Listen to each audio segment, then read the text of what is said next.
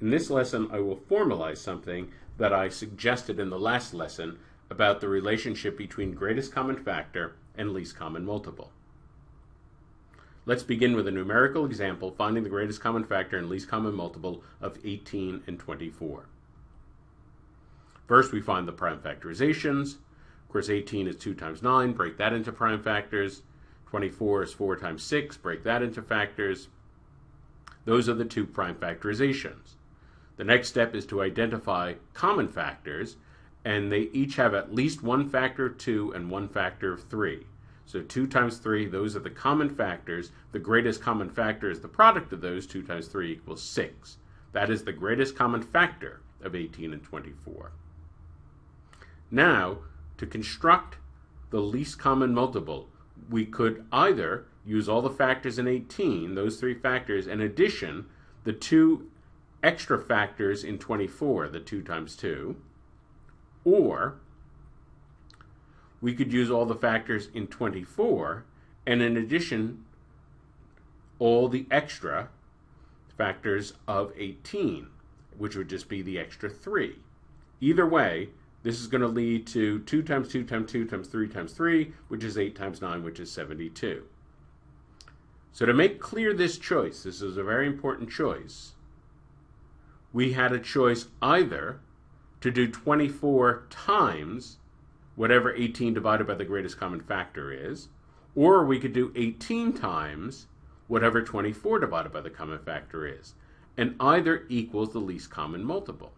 Very interesting. We could consolidate that in the form least common multiple equals 18 times 24 over the greatest common factor. And this suggests a general pattern.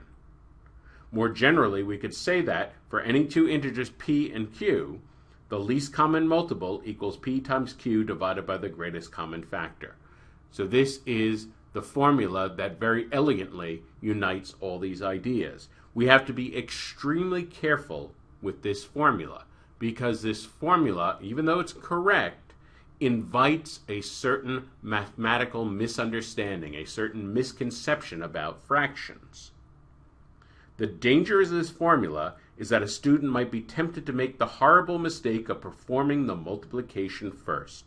More than most other contexts, it is very important to cancel here before we do any multiplying.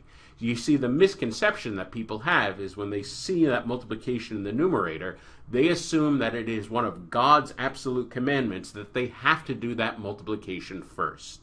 And that is a complete misconception. That is a misconception that will get you in big trouble on the test. So please do not fall for that misconception. That's going to lead to horribly big numbers that make your life much more difficult than it has to be. This is a formula that absolutely invites do the cancellation first. Get the numbers smaller first. Divide either p by the denominator or divide q by the denominator, either way, to make your life easier.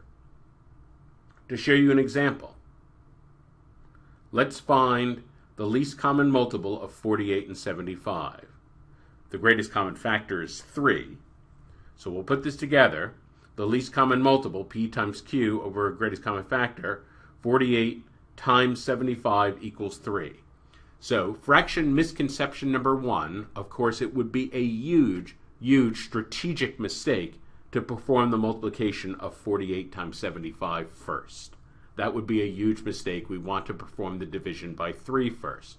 Fraction misconception number 2 is that some people think that we have to divide both the 48 and the 75 by 3. That is another fraction misconception. When we divide by 3, we only divide once. We can divide either the 48 or the 75. We do not divide both.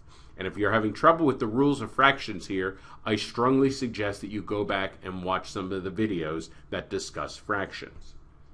So in this problem, I'm going to choose to divide the 75 by 3.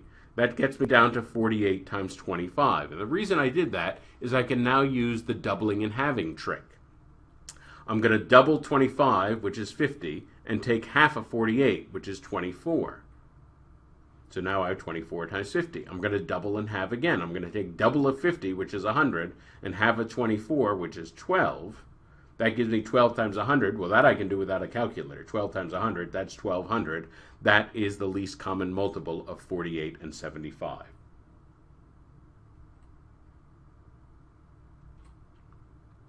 So the formula, least common multiple equals P times Q over greatest common factor, can enormously simplify the calculations to find the least common multiple.